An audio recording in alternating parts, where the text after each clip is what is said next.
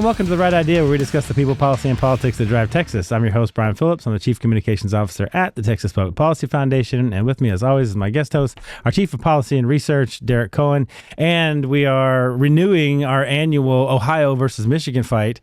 We're going to have Brad Johnson on the show today to talk about our end of year, to talk about everything, all things Texas, and get his thoughts on the end of the year. So Brad Johnson, of course, as everyone knows, friend of the pod, senior reporter at the Texan and managing editor. Brad, thanks for joining us again, as always. This is what, the third in a row. We've done? Keep doing it's now it. a tradition, right? Yeah. We have to continue this. You know, Absolutely. we're both from Ohio, though, and root for Michigan, though, right? Wait, is that the deal? I thought you were from Michigan. No. Oh, you're both from Ohio. Shots fired, bro. Oh, man. Both from Northwest Ohio. So God's country. That 419. Put respect on it. ChatGPT had hallucinations about your bio, so I screwed that up. Okay, all right. So it's not Ohio versus Michigan. It's that you're from Ohio and you support Michigan schools and teams.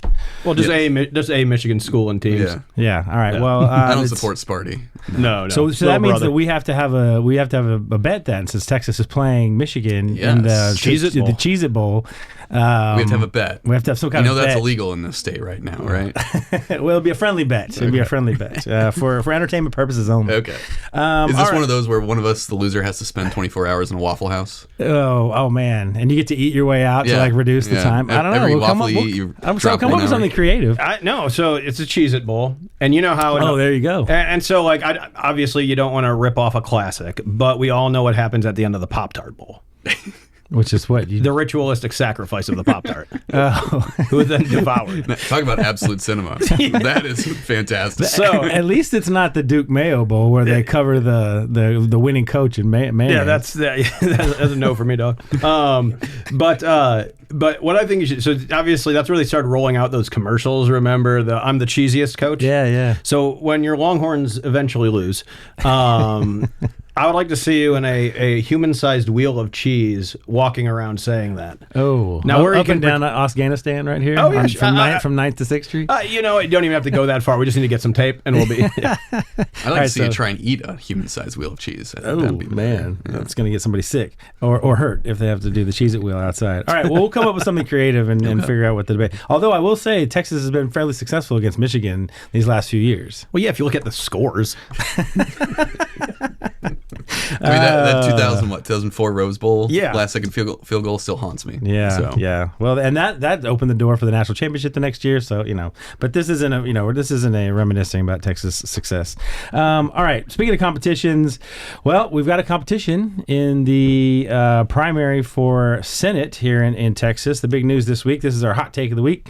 Big news this week is that Representative Jasmine Crockett has jumped into the Senate race, which was kind of expected over the last few weeks or whatever. Became a reality when Representative Allred dipped out to run for a new House district seat.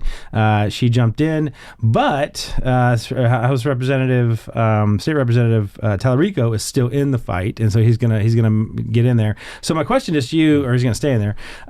My hot take for today is Jasmine Crockett. Do you think there will be an outright win in the primary? Do you think it'll be close, or do you think Tallarico has the upset?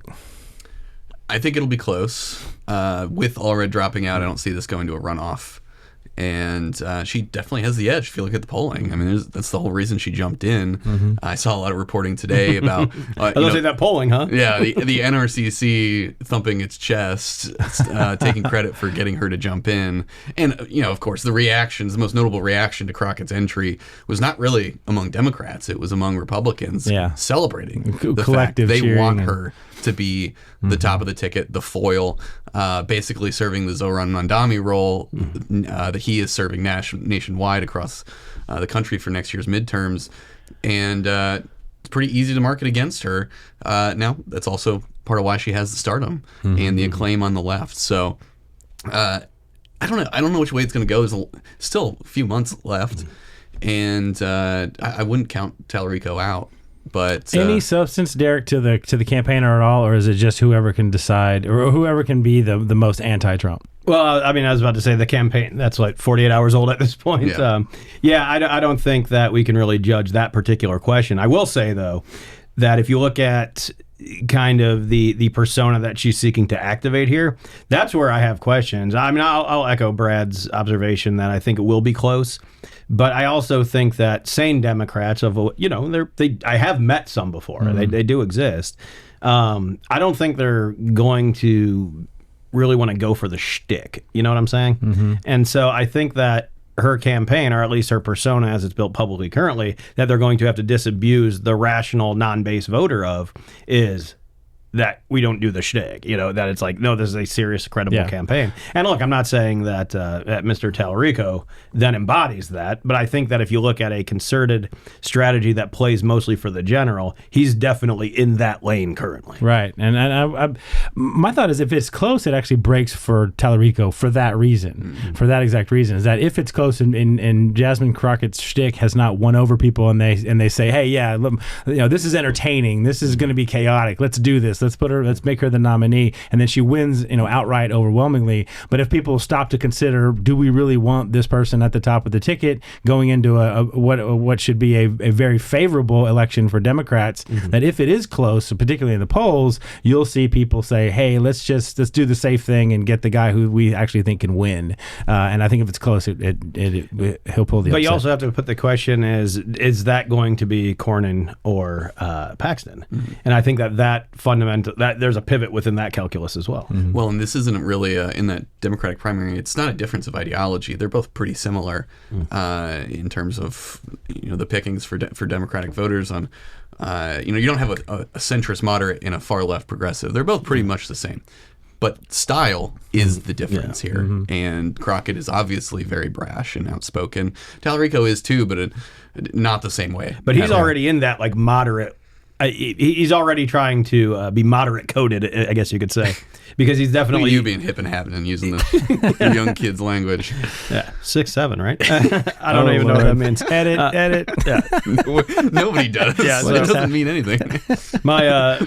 At Thanksgiving out in Phoenix, my 4-year-old nephew said it, and I was like, I don't want to be on this planet anymore.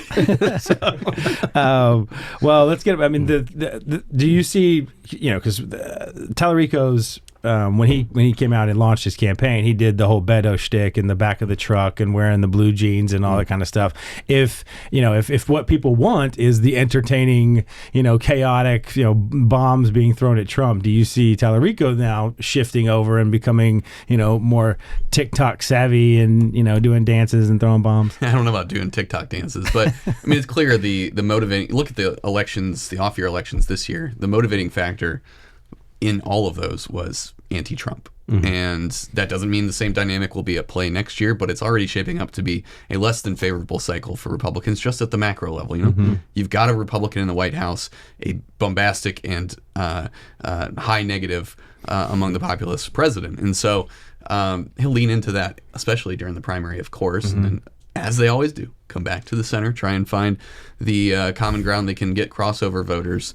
I'm most interested to see, though, what attacks does Crockett and Tallarico lob at each other? Tallarico, while he's been in the House, I wouldn't say he's explicitly a part of House leadership, but he's definitely been in the room. He's been among the Democrats that is not just going in to blow things up. He's been talking to leadership. Crockett was very much not that when she was in the House. Yeah, that was a crazy session. Yeah, and then what does Tallarico come up with to attack her? I don't know. It's going to be fascinating. I'm going to go out on a limb here and say that Crockett accuses the white guy of being racist. I'm just saying. Just going to go out on a limb here. That seems pretty far-fetched. All right. I'm sure it'll be on the issues. One thing I did want to mention before we get to the end of the year categories, which will be a lot of fun. You reported this morning, the DLCC, which is the political arm of the House Democrats, the U.S. House Democrats, has now put the Texas House, the state House, on its list of targets, believing that there's unprecedented opportunity to turn the Texas State House blue. Thoughts on that? The mark of success for Democrats next year is not winning a statewide seat. It's regaining some of the seats they lost in the House. And that doesn't even mean retaking the House. I don't think that's going to happen. The way districts have been drawn, it's just, frankly, and the way that the state of Texas is, this is an R58 state right now. But like I said, there are the makings of a successful cycle for Democrats. And for them, first and foremost, that means taking back some of these battleground seats they lost. And I think in the context of that, it's not surprising at all that the DLCC jumped in on this, although we've seen this before, right? And it has crashed and burned. They've wasted money, or they pulled out early because they realize it's a waste. I don't think that'll happen this time. I think they're committed for the long haul, but that doesn't mean it's going to be successful. Well, there are razor-thin districts. I mean, you only need to look 70 up in Plano. 118 in San Antonio. Oh, yep. And 34 in Corpus. Yep. But those are the three. But that's kind of the point, though. I didn't actually read the press release, but I didn't see if they put a number to this, say how much, 6 figures or 5 figures or whatever. I didn't see. I don't recall seeing one. So my experience with these political arms of the DC political arms, they put out these press releases and they say they're going to commit to everything. Yeah. But then what happens internally in the campaign is, of course, the campaigns then reach out and say, "Great, this is awesome. You guys are going to come and support us. Hey, we'd love a big check." And what they always say is, "Well, prove that you're going to be competitive." Right? And so like you go out as a campaign and you try to prove that you're going to be competitive, and maybe you get a little bit ahead and you say, "Okay, great, can we have the money?" Then they'll come back and say, "Well, if you're going to win, then why would we give you money?" But if you don't prove that you're going to win, then they say, "Well, you're going to lose. So why would we give you money?" And so that they always play this game that they wait until the absolute last minute to give anybody any money or any actual support. Anyway, here's my Act Blue link. Yeah. By the way, did y'all see the railroad commissioner who was the Democratic nominee last year filed as a Republican this time? No. And it was only like 7 days after she had tweeted out an Act Blue link. Oh, geez. Yeah, so Dems are understandably pretty mad about it.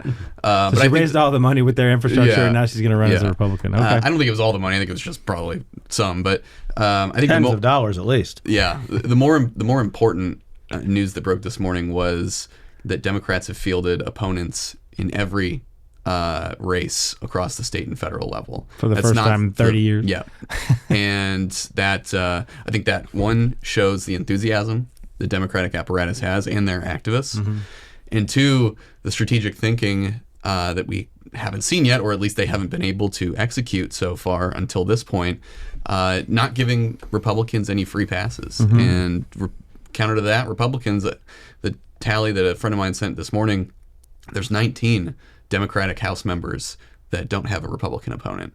And so you see a contrast. State House members? State House members. You see a contrast in strategy and tact there. One of the things we talked about on our 100th anniversary show with your colleague Mary Elise is that I made the point several times to our guests. It seems like the Democrats are in fact trying to put up a competitive slate this time, rather than just putting all of their eggs into one basket, whether that's Beto or I guess Beto did it 3 times, but literally putting all the resources into one to try and take off either the senator or the governor or the lieutenant governor. That this time they actually put together a slate. Now, the quality of that slate, whether you think Jasmine Crockett and Representative Hinojosa at the top of the ticket is going to be competitive, but it does seem like, to your point, they're at least playing the game better. Whether or not they've actually figured it out is a bigger question. They have gotten a better slate than they've ever had before. But it is still not what they could have done. I mean, there's reporting over the summer that there was a meeting between Beto, Tallarico, Colin Allred, and Joaquin Castro about figuring out a top 4 slate. And you can throw Jasmine Crockett in the mix. She wasn't in the mix at that time. But instead, everyone wanted to run for Senate, or almost everyone. Castro was the one who said that he would take the hit and run for Attorney General, I think it was. But they couldn't agree on it. And I think that would have been a very remarkable slate for Democrats, and they couldn't pull that off. They kind of got a half measure, and it's something, but it's not what it could have been. Derek, I mean, my initial gut reaction to that is to say, well, that's because, sorry to be so political on this, but that's because Democrats don't want to represent Texas. Like, they want to be in D.C. and they want to be Instagram stars and they want to, run for president someday and they want to have an entire a platform. Congress problem. Yeah, absolutely, for sure. But that's the ones that win. I mean, which is funny because Derek, the actual one of the most competitive races I think that's going to happen is for state AG is for Nathan Johnson is a very legitimate candidate. And And while I really like, of course, the folks on the right, that may be one of the races that's under the radar and could be the most competitive statewide race. I definitely agree with that sentiment. Well, Mr. Johnson's politics are not that of my own. Just in interactions with the office, like, you can't say he's not a serious person. Mm-hmm. Yeah, I mean, he's obviously to the left. Also, the guy, if he really wanted to get statewide acclaim, he should lead on the fact that he was one of the lead composers for Dragon Ball Z. Not a widely reported. Didn't see that on his website. Get on that, Brad. Come on. Every time I mention him, yeah, Nathan Johnson, lead composer on Dragon Ball Z. Yeah. And also something in politics too. But no, you're absolutely right. He's very canny, very serious. The problem is, to your point, and the point that Brad was making earlier, is how much of that oxygen is already sucked out of the room. Mm-hmm. I mean, I don't want to call a race before it happens, but I mean, I think that for governor and lieutenant governor, I mean, two Austin liberals, like, I saw some, I can't remember who it was, but some Democrat on the TextLedge Twitter feed goes, just what Texas was clamoring for, Austin liberalism from, hectoring ladies. And it's just like, I don't think that's going to suck up so much oxygen. But if again, this is the problem with fielding an entire slate, is there's a finite amount of interest, right? And that's where the problem's going to be, because maybe it all gets surged towards Crockett or Tallarico or whomever it might be. That's not going to exist for other people to draw from. It'll be interesting to watch all of that heading into next year. So let's talk about this year. Brad, just early thoughts before we get into our fun categories on the biggest wins and stories of the year and all that kind of stuff. Just thoughts overall and how it compares to other legislative years. My general spiel when I talk to groups about what happened this year is that it didn't go the way I foresaw it going at the beginning at all. Mm-hmm. You come in off of the 2023 session where you have just massive conflict between the chambers on everything you can possibly think of, and that didn't happen really this time. That's a result of leadership, and we'll get into that more. I didn't see, on January 1st, I did not see mid-decade redistricting coming. I saw it coming in February when I first started hearing about it. But I think at every turn, things just didn't happen the way I thought they were going to happen. The knockdown, drag out on ESAs again never really materialized. Nope. Who saw the THC thing coming? I didn't. Mm-hmm. I saw them pushing it as policy, but the last minute veto by the governor, instead of a couple cycles of the lieutenant governor and speaker feuding, it's now the governor and lieutenant governor feuding, and the speaker's just kind of sitting back like Switzerland. It just was different, remarkably different than what we've seen. So a year of surprises, Derek? Yeah, and I think that the surprises, and I would agree with Brad's point that I think that it didn't form the way people thought it would, but I also think that the performance given the background going into session, I think that the session was a much more productive session than I would have expected, given some of the, we'll just call it political instability that we had going in, namely the fact that we didn't have a named speaker when the gavel first dropped, right? Right. And so that, I think, is where we're going to start getting into like the specific folks in these categories and specific items in these categories. But yeah, as far as didn't have that on my bingo card, yeah, I think that you could say that was the theme of the session. So I'll just say it until it's been said and you can all mock me. This was the most conservative session we've ever had.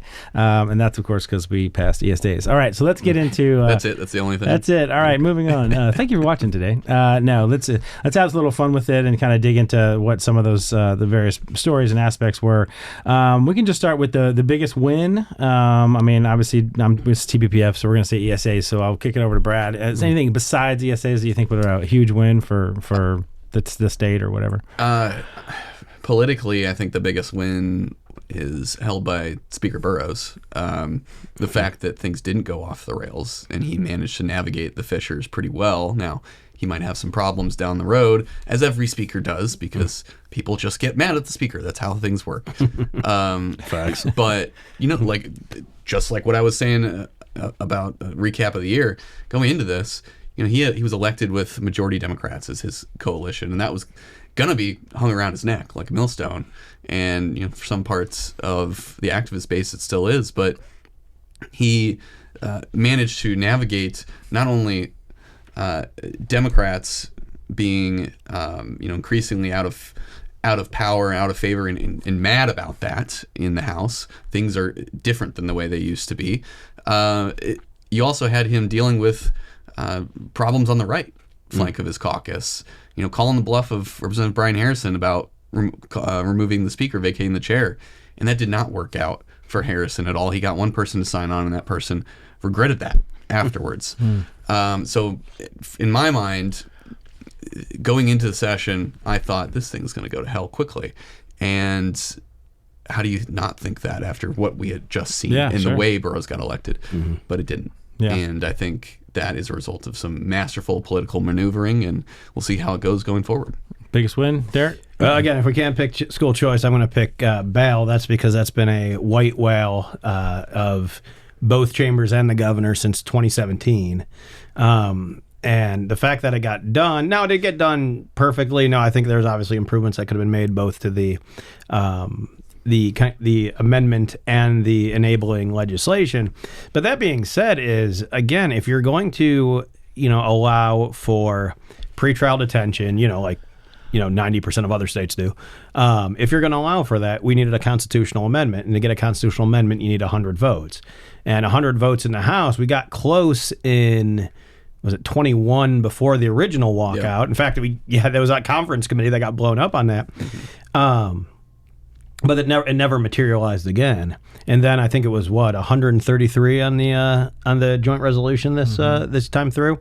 And so that was a major win. Now there's going to be some housekeeping that's going to need to be done about that, especially once certain elements of this law come into contact with federal judges, as we've seen down in Harris County in the past. But I think that getting the marker down for the first time was a massive story. Excellent. So just briefly on ESAs, we don't have to run through all the reasons why. Number one, obviously it's historic because Texas had been kind of the sad case of why does Texas not have school choice, and it was kind of the crown jewel on the left that they had blocked it for so long. So getting over that hump and getting just any kind of school choice program going was a huge historic win. But most importantly, be careful what you wish for, Democrats, because they had the Buckley Compromise in 2023 was half the investment, half the number of kids that were going to be eligible for the program. And so the Democrats stopped it in 2023.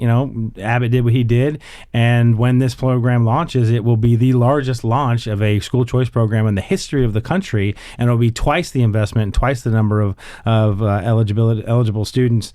It also had a much larger barrel of pork that went with it. Barrel of pork? Yeah, in 23. Oh, yeah, that's right. Yeah, 8-1. Yeah, there was the compromise. I mean, Democrats got stuff out of it. Like they, if well, there was a compromise this time too, but it was much less favorable. Yeah, it was like $7 billion or something, and this time it was only $4 billion in spending. So they got less, and the right got more. So again, be careful what you wish for on those things. And then it would be remiss if I didn't mention the border. Border is a huge. I mean, that's that's a Texas win as much as it is a federal win. But just the absolute night and day turnaround of what's going on at the border, thanks to a federal government who actually wants to do its job. Well, looking ahead to next year, that's interesting because that has been the biggest issue, not just for Republican voters, but voters in Texas generally. Now it's not solved. Like there's still stuff to be done, and you have always have to be vigilant about it. But what replaces that? And it's looking like property taxes. You look at the governor and lieutenant governor now putting their own plans out already for next session. They're campaigning on it, and does it have the same pull that immigration and the border did last year in 24? I don't know. Interesting. All right. So from the good to the bad, biggest disappointment. We'll go back to Derek. If we're taking layups from a TPPF perspective, as I'm wont to do. You're a company man, if nothing else, Derek. Yeah, you hear that, Greg? I'm going to have to go with taxpayer-funded lobbying because I think that we're getting to a point, and I'm very bullish on it for I hate saying this out loud, 2027. How many years have you been saying that, though? I'm very bullish on it for 2027. Yeah, I'm like, don't worry, trust me, we'll get there. No, but I do think that there are certain wins that have changed that make that more viable. Now, will it be the full TPPF endorsed? rarely is it ever, but I do think that the appetite's there. But what we saw, though, of course, is it just not getting the traction in the House. Similar to what was it? I think I can't remember if it was a session ago or 2 sessions ago, because I remember different forms of it happened in each, that it gets a amendment or watered down, say a committee sub or something in the House, where it's just so unworkable that it actually probably exacerbates the problem that's seeking to be addressed. Yep. And so, in those cases, dying is probably the more humane option.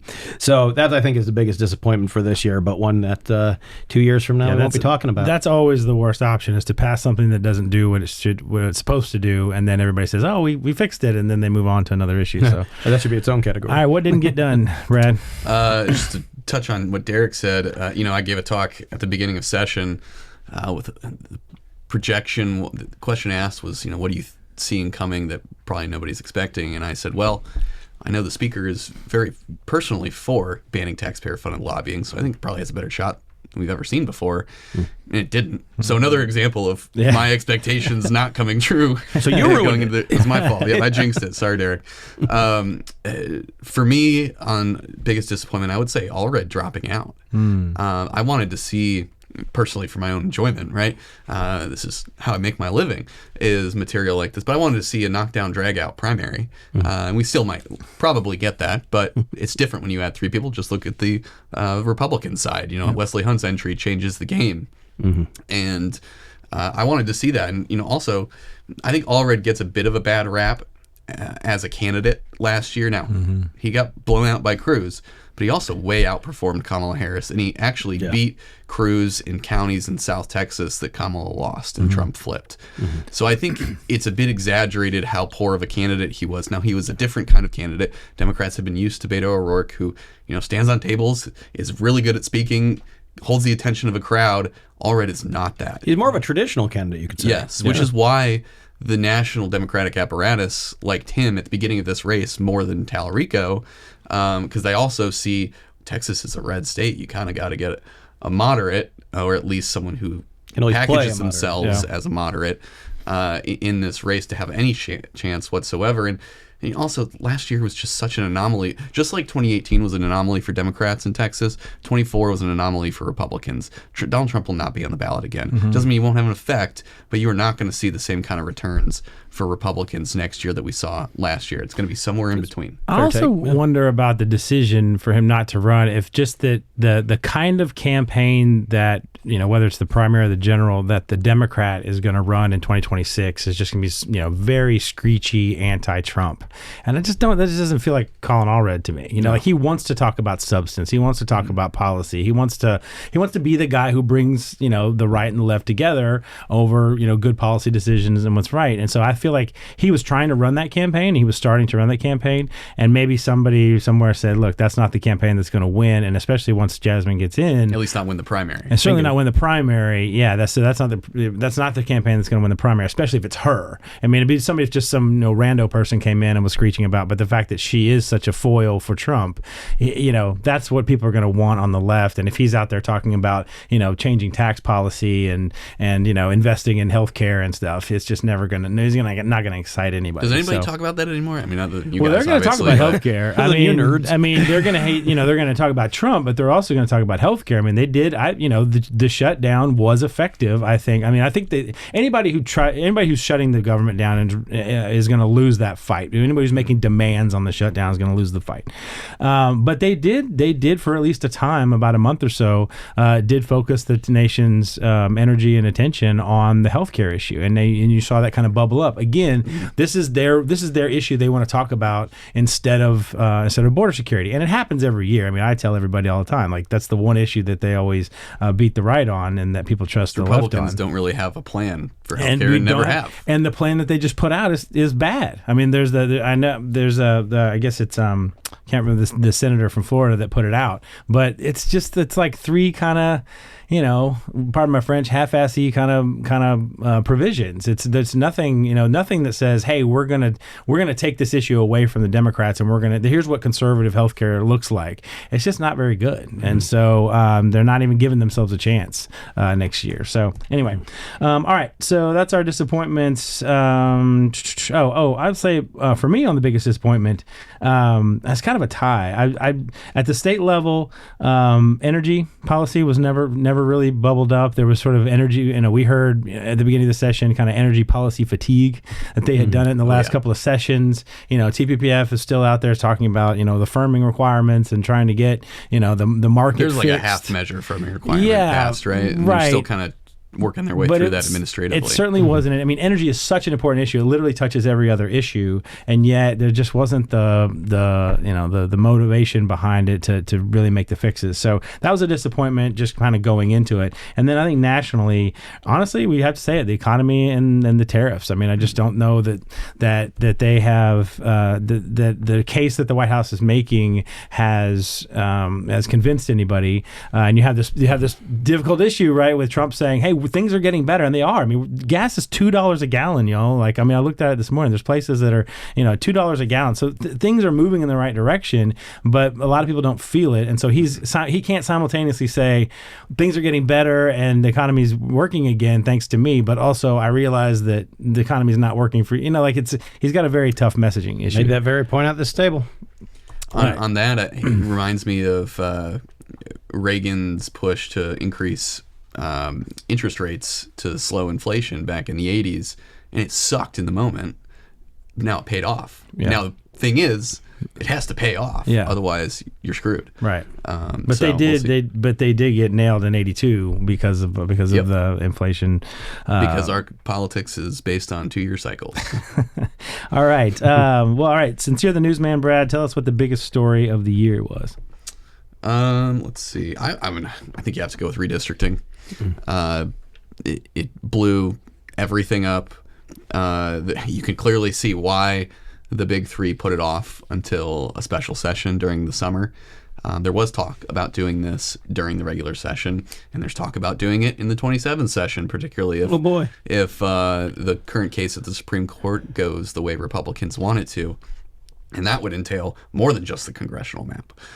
So imagine that brouhaha.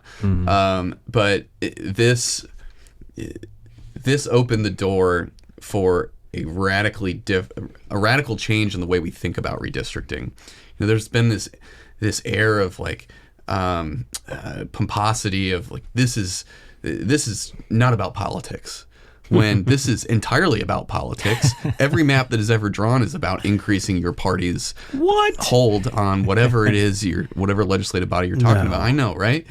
And I think this really showed redistricting for what it is, a bare knuckle brawl in the mud. And I personally think by getting away from the overarching highfalutin thought about redistricting, certainly under the way the rules are currently, I think you might see things get better. Like, we're in this war right now about tit for tat. I think eventually it might burn out, and you'll see some moderation on it. And if that's what you want as a pundit watching, the only way to get there is through the fire, I think. Burn everybody out on this. And it might take some more cycles of it before we get to that point. One of the things we learned, to your point about the politics, one of the things we learned is that the Supreme Court had said specifically that it's absolutely okay for you to only care about politics whenever you go into your redistricting. There's nothing unconstitutional about being like, I'm doing this specifically to improve my party's chances at holding the majority. Now, the Department of Justice and a couple state leaders tried to screw that up royally with that DOJ letter, where they specifically mentioned race. If Republicans had just mentioned politics and partisan gain the entire time, the panel at the district court would have ruled their way. Yeah. But they didn't, and they had to take a couple more steps, and they still got the map that we all knew they were going to get. But now the question is, can they win those 5 seats? And I don't think they will. I think all 5? Yeah. No, I don't think so. I think Republicans will probably get at least 3. But those ones in South Texas are dicey. One of them specifically moved more Democratic, and that was Henry Cuellar's seat. And now Henry Cuellar doesn't have to worry about. Recently. Thanks to Donald Trump, Republicans' ammunition against Henry Cuellar is gone, evaporated. So biggest story, Derek. So I'm torn. I'm torn either between. I think the biggest story, just by the dint of its human impact, would be the floods. Even though that happened outside of a regular session, but we can talk a little bit more about that later. But I think the biggest story, to what Brad mentioned earlier, was probably the THC fight, because that came, I mean, let's be honest, it did come out of nowhere. And not only did it come out of nowhere, but it had such long-running knock-on effects of so many other policy priorities. To be honest with you, both chambers we all get to that point of session where the hostages start getting executed. Yes. Like we much like the sun rises. It's a feature, not a bug. Exactly. Much like the sun rises in the east, it's gonna happen eventually, right? But that being said, is to see the amount of political capital spent on that, I find was incredibly surprising, and that was the big story of the year. I had the flood and redistricting on mine, so we'll move right along. Most under the radar story, I was kind of torn on this one. I think there's been a tremendous amount of progress at rooting out DEI within our universities. And I think you have a lot of progress taking place even at the University of 37? Texas. What's that? Going 37? 37? SB 37? Oh, yeah, SB 37. Yeah. Was that on your list as well? Yeah, that's my number one. You Is it guys number are one? so cute. Oh, Yeah. okay. We finish each other's sandwiches. So not just SB 37, but then the actual, like, what happens is, I mean, we all know this. We spend all this time passing the laws, and then the laws pass, and we're like, okay, yeah, we fixed the world, but then they need to get implemented. And there's all kinds of pushback, particularly in areas like the universities, where the faculty has no intention of like just saying, okay, I guess we got to get rid of DEI. We saw that the last couple of years where they would change the names of the offices and they would keep all the people on staff regardless. But I think the underreported story is that you have major universities, University of Texas, most surprisingly, but then over at A&M, now under Glenn Hager's leadership, and now at Texas Tech under Senator Creighton's leadership. These are the three biggest, most, some would say the most important or the biggest, most popular universities in the state. Yeah, I know. I can't, whatever. I'm a UT guy. But the fact that they're implementing these policies and you're seeing real action happen. I mean, you had the people getting fired, and you had like presidents and chancellors, not chancellors, but presidents getting fired and department heads getting fired over the continuance of DEI at these universities. The controversies at A&M with the video, and then last week Senator Creighton came out with his big announcement about how they're going to handle woke DEI type material and how they're going to really enforce the accountability of that stuff getting into the classrooms. I just think this is a great, I don't think it's been reported enough. I think the way it's been reported is sort of the controversy and the way that like the Texas Tribune and others would normally report it. But the fact that it's happening at all, I think is a fantastic development. So thoughts on that, or your own radar story? No, I was about to say, so I had to scratch out 37, so I'm going to move on from that. No, I actually had two that I think were really important. First of all, nobody has talked about the fact that we don't have a lottery commission anymore. Oh, yeah. Yeah, I remember that cropped up, and it was kind of hot for about 2 weeks or so, and then the bill started moving, and I was like, oh, it's going. Well, there was that big story about the corruption and somebody gaming the system and all of that. All right? the couriers and all that. Yeah. And yeah, but I mean, that was, went to a place off Anderson Is that the Lane. first agency we've eliminated in a long time? Probably. Well, there's a more proximate answer, but I'm not going to make that joke. But yes, that is the first one we've eliminated in a long time. But yeah, I mean, now obviously we still have a lottery. It's over at TDLR now. But I think it's also, I mean, that was paired with a lot of, I wouldn't say corruption, we'll just say mismanagement. But the bigger under the radar story, I think, is the fact that during this last election cycle in November, how many bonds failed. Usually that's a rubber stamp, right? But I think was it 4 sessions ago? Maybe more, maybe less, I can't remember. We basically started requiring that this is a tax increase getting put on any sort of ballot proposition to take on debt for a political subdivision. It has been reported, and I'll have to get with James on who, because he sent it to me, that it has been loosely reported, and I say loosely because, it's anecdotal, as most reporting is, that these bonds were failing because people were saying, I can't have a tax increase right now, and it said this is a tax increase, which obviously is the case. Yeah, absolutely. Yeah, great story.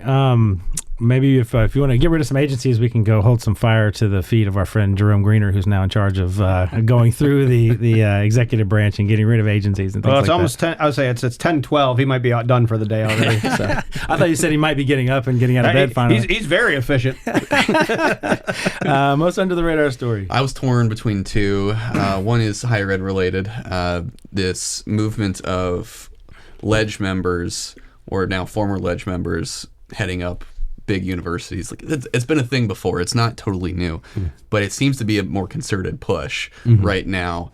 You've got Glenn Hager over at Texas A&M.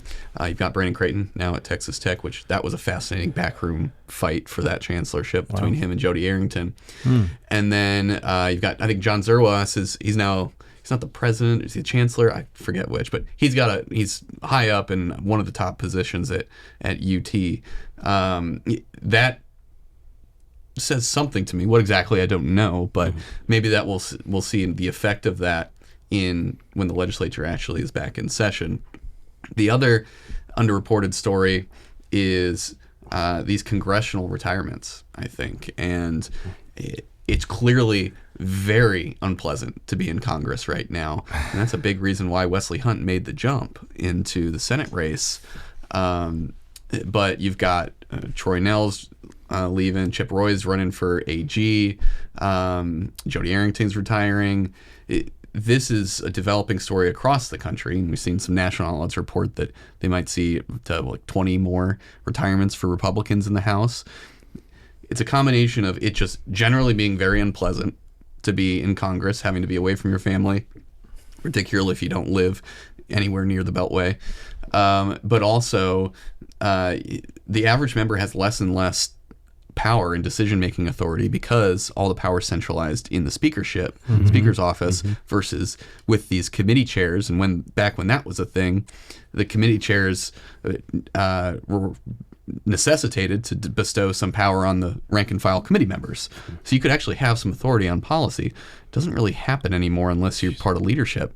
Absolutely right. And then on top of that, for Republicans, they're staring down probably losing the majority next year in the election. And so maybe it doesn't happen, but it's very unpleasant to be a minority member of the U.S. House, especially with all these other factors, right? So we're seeing this buildup happen, and people are just sick and tired of it. And it can be fun if you are a Chip Roy type, or if you're somebody in the Freedom Caucus that if you're in the Freedom Caucus, or you're a strong rock ribbed conservative, you're always in the minority no matter who's in charge, and so you can have your fun no matter if. But there are different kind of Freedom Caucus members. Well, that's true too. Chip Roy's always been one that, he's critical publicly, but he's also trying to actually make things happen and find compromises, actually advance the ball, whereas others, Thomas Massey, are not. They're just there. But it's even worse if you're. But to your point, it's even worse if you're an RSC kind of Republican, and you really can't do anything when you're not in charge, and so you're just you're a potted plant for about 2 years. And let's say you're a policy mind going to Congress in this world where the capital for federal politics is TikTok and cable TV hits. If that's not in your repertoire, why do it? The Jasmine Crockett's of the world, the Matt Gaetzes, they have seen success in terms of growing their profile because the incentives are there for this pundit as congressman type of personality. Influencer. Yes. It's ridiculous. They'll let me flag for you, though. I will push back slightly. Okay. Insofar as you have Mark Teixeira as a candidate, you have Tano Tiarina in the Valley. Dude, the congressional baseball game is going to be sick. Can we bet on that? Is that you just have to go for entertainment purposes only. Well, let's buy. We'll still put Brian in a cheese wheel, but let's buy early on the Republican congressional baseball team for the next decade.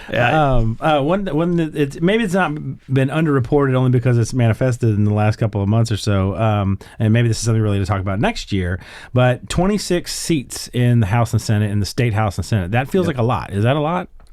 Yes, I mean it's similar to what I just talked about with Congress, although not quite as much, I'd say. But yeah, I mean the sheer number of open seats across the state this year, I think when I tallied it yesterday, was 41, and that's a lot. Including congressional. Yes, including congressional, but this statewide. is just state house and Senate is right, 26. but a huge chunk of that are state legislatures. And in the Senate specifically, you're losing a lot of chairman experience. And that's one reason why a couple members who were thinking about leaving decided not to leave, because Lieutenant Governor, he would have slim pickings on chairing a lot of these committees because he had so many chairmen leaving. And let's say Joan Huffman wins, that's the finance chairman gone, wins the AG's race. Yeah. It's the finance chairman gone. Who replaces her on that? I don't know. Yeah. There's just a lot of experience leaving the building. All right, let's pull out the hardware. It's time to award Politician of the Year and Texan of the Year. Brad, you're our guest, so we'll let you go first. Politician of the Year. I'm going to put link two together on this. Charles Perry and Cody Harris on the issue of water. Wow, okay. That is a massive problem for the states, and it's talk about one of these long-term issues that need to be thought about in decades mindsets, not election cycle mindsets.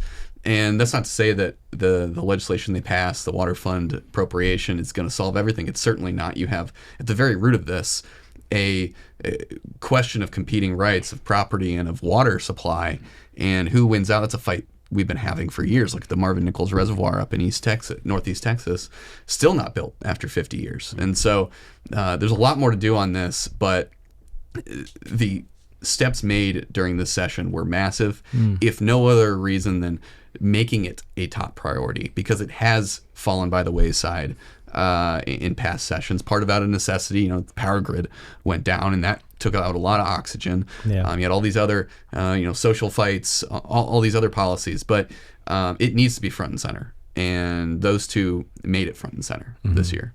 All right, Derek, Politician of the Year. I'm going to take the layup here again and go with Burrows for the reasons we said earlier. Came in, on very shaky footing. I would argue united a caucus.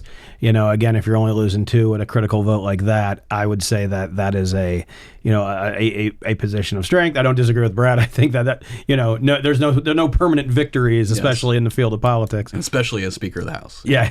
especially. But I'd have to say that if you look at the session that was, spun from that yarn, I think you would be hard pressed to find a more optimistic outcome given the headwinds coming in than the session we had. To say nothing about even the stuff that cropped up, like the floods, like redistricting. Mm-hmm. Again, just looking at some of the day one priorities, you'd have to say that's number one. That so I'll give you Dustin Burrows. I had that one as well, but for me, for a runner-up, a shared award to Representative Brad Buckley and that was my number 3, and Senator Creighton, particularly in the House. I think both of the hearings, the Senate hearings and the House hearings, went incredibly well. I just think it was a master class in dealing with all the stuff that the left was going to throw at us, and all the special interests, and all of the vendors and everybody that showed up to oppose school choice. I just thought both of them just absolutely delivered a masterclass, particularly over in the House, where it was just, the 15 hours and the Dracula and Bo Peep shows up and all the stuff that we talk about that I hate about our committee hearing process. But Representative Buckley just did an absolute masterful job, and as well as Senator Creighton. And then, of course, the coup de grace was when they got a majority of the members of the House were sponsors of the school choice bill. Mm-hmm. I don't think anybody saw that coming. And when I had heard rumors that was going to happen, it's basically a fait accompli at that point. It's over if you've got enough members sponsoring the bill. Now you have a majority. And as we always talk about, if you can get to 76, you can get to 86. And I think they did. I think they got to 84, 83 or whatever. Got to 86. So anyway, masterclass for both of them. But I do want to give a shout out to the crop of new women representatives that are over in the House. That some are new, some are been in there for just a couple sessions. Caroline Fairley, Hillary Hickland, Ellen Troxclair, Caroline Harris Davila, and Shelley Luther all were, a lot of times you get there as a freshman, you keep your head down, figure out what you're supposed to do. I don't think any of those women or anybody would accuse them of keeping their head down, and some of them passed some significant legislation. Caroline Fairley, of course, with her bills on protecting kids. So anyway, just kudos to that group. They're still kicking butt and taking names and being heard for sure. All right, Texan of the Year, we will go to Derek. I'm gonna have to go with. I honestly think the Texans of the year, not the Texans, of course. Even though not D'Amico Ryans, you're not gonna go with them? I gotta say, after Sunday, I might be willing to reconsider it. That defense is insane. Yeah, but we actually have them in on for a pod phone sometime. But I'd have to say, Sure. I'd have to say the folks No problem. The entire team. Jefferson, we're probably gonna need a second table. Need a bigger boat. Yeah. Yeah, you'll get on that. But I have to say the Hill Country Volunteers following the floods. So Which you are one. I know you won't ring your own bell, but you are one. But we sent out a couple folks a couple times in caravans with sledgehammers and chains and other stuff to basically do mostly. I wouldn't call it quite rehab, but more like post hoc demo work. But I will say though, we probably between. We did another trip probably about 2 months after it happened. This was a subsequent trip that we took, and things were largely, I don't want to say back to normal. That's something that back to normal is a very subjective thing, and with something like this, it's very fragile to say something's back to normal. But I will say that if you look at the state from right after it happened, when everything's a mess, everything's in disarray, there are people without places to stay, everything like that. It was not the same reality. No, it wasn't back to perfect, of course, but it was not the same reality that we saw in subsequent trips. Even the trucks carrying, the giant trucks that carry out the tree waste, were more fewer and far between. Some of the roads that you'd have to cross that just didn't exist the first time that you went out there because they were a low water crossing that got hit so hard it took the road with it. Things like that were completely rehabbed. And again, a whole bunch of work left to do, but just seeing the Texans that were out there and that had united to support these individuals and to help these individuals, and not by giving money, not that financial contribution was not needed or not necessary or definitely not felt and helped, but to actually by the sweat of their brow work to benefit Texans, that I'd have to say was those were my Texans of the year. Brad, what about you? I'm going to go with Cody Campbell. Is he chairman of the Board of Regents at Tech? Chairman of the Board of Regents. Mm-hmm. And for full disclosure, a board member of Texas Public Policy Foundation. Prolific donor in many respects. Lubbock guy. And I'm seeing this power center crop up in Lubbock. And maybe the subject of a future article I may or may not have in mind. But his impact, not just on state politics, he's been involved in this for a while.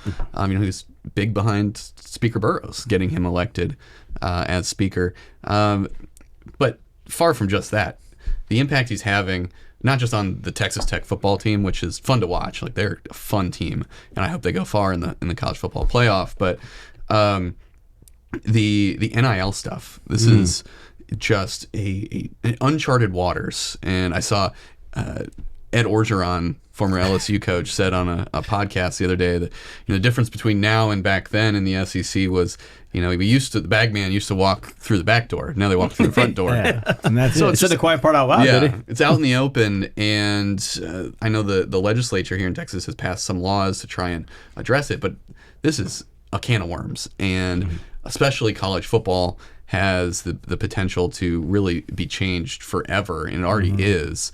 But that has a knock-on effect for all other collegiate sports. Yep. And Cody Campbell is with his initiative, and we'll see where it goes. But he's up on TV nationally. I think he ran some ads, pushing for equity generally in terms of we can't have all these other sports just collapse in the wake of the big behemoth of college football just for the sake of money.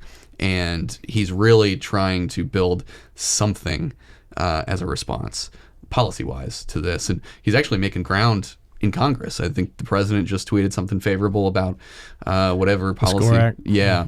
And I'm sure that won't be the only thing that needs to be done. As always, stuff pops up after you pass legislation. But from from putting Texas Tech on the map football wise or back on the map to really advancing the ball on this. I think it has to be Coda Campbell. Yeah. All right. Well, you both stole mine because I had the first responders and the volunteers as the Texans of the year for sure. But then as a close second, Joe McGuire, just the coach of Texas Tech, just what they've done over there. And look, I'm highly critical of the schedule and all of that. And but they are a fantastic team, and of course Cody has been a big part of that. But at the end of the day, you got to call the plays. You got to get the players motivated. And they always criticize Texas as having. They have 5-star players, but we have 5-star culture. We have 3-star players, but 5-star culture, and so that's really what I think is the biggest difference in Texas Tech. And as somebody who goes up to Lubbock quite a bit because I have family there, it is intense. I mean, they're back. I have extended family members who literally just sold for the last 4 or 5 years have just sold their season tickets every year, every game. They have no interest in going, and now it's just like taken over by storm up there. So Joey McGuire's done a great job with that team. A lot of tortillas being tossed. And not so much anymore. Whoa. They outlawed it. See, that's one of the tradition. That's one of the things that backfired of their success is that everybody starts paying attention to them now, and then the rest of the country is like, wait, you guys do what? You throw tortillas? Well, you don't know about Cincinnati? We throw Kansas Skyline all the time. Oh yeah, certainly hasn't injured anybody. So they actually had to put a stop to the tortillas. I'm sure that the student section still sneaks them in, but anyway. So my Texan of the year was for Joey McGuire. Okay, so we won't do political prognostications here in the last couple minutes of the show, but we could do New Year's resolutions. So put you guys on the spot. My New Year's resolution last year was to believe the polls. That it was demonstrated that over 2 years people were really souring on the Biden administration, that they were not happy with the way things were going, and so while everybody thought either Kamala was going to win or it was going to be really tight, instead Trump has this like landslide. He wins every single swing state, but if you went back to 2022, 80% of the country was saying that like something was wrong and that we were on the wrong track, and so I vowed to believe the voters. So I might do that again for this election year. What do you guys think? I'd have to say that well, first of all, I wholeheartedly support you in reading the polls, as you're the guy who does our polls. Secondly, let me see some of those. Yeah, I would actually. I think, and this is a controversial take, and I'd welcome your guys' critique on this. I want to pay less attention to the political fray in Texas and nationally, and that's not because that's Rob going, well, we're going to deduct that from his salary. That's not because I think that it's not valuable or it's not very proximate to our jobs. Quite the opposite. The problem is, I think you get in these narrative cul-de-sacs so easily, especially when you look at how we get our information. Like, I know, Brad, you're obviously more resourceful than this, but some folks who just rely, say, on Twitter or Blue Sky, for the 3 people that are over there, if you're relying on a single source for that, you can get in these narrative cul-de-sacs, and the world that starts getting created for you that you're running the interpretive, using as an interpretive lens on everything that you're evaluating, it's jaundiced at a point. And so one of the things I am looking to is to, at the very least, extract myself from that a little bit, or at the very least, put a couple more tools in that toolbox. Maybe I'll get on Blue Sky and start participating. Who knows? Diversify. 5 million bots. Yeah. New Year's resolutions, political or otherwise? I mean, given how I started this podcast and that everything I expected to happen didn't happen, maybe I shouldn't be. Tell us what you're not doing next year. I guess, personally, I would say be on Twitter less, which is very difficult with my job. You're on Twitter a bit. Maybe slightly too much, but no, I mean, I can feel myself, my attention span being harmed by this, and imagine, kids dealing with it with no fully grown prefrontal cortex. Maybe I don't have one, but it's clearly, social media is clearly bad for us as human beings, and it's not to say it doesn't have utility. Certainly does. I probably wouldn't have a job if it weren't for Twitter, but it cannot be all consuming. And I think for me, step back a bit when possible, although the next year is going to be very busy, so maybe that's just foolhardy of myself. Your New Year resolution could be making it to the Lions' eventual Super Bowl, which I think will be happening in the next year. Yeah, not get your hopes up, maybe? With how this team's going right now? we Are you were kidding? we were texting when Frank Ragnow unretired. We were, talking. You're like, we're back. Yeah, and then 2 years later, like, oh yeah, he failed his physical, his leg's not attached anymore or something. And we were like, well, there goes that dream. So. All right. Well, Derek, Brad, thank y'all so much for being here. 2025, that's a wrap. Thanks for doing it. We're super excited for next year. I think there's a lot of storylines and things like that, new beginnings, and we will all be right here covering it all. So thank you for listening. Thank you for watching. And in the immortal words of Sam Houston, do good and risk the consequences. We'll see you next time.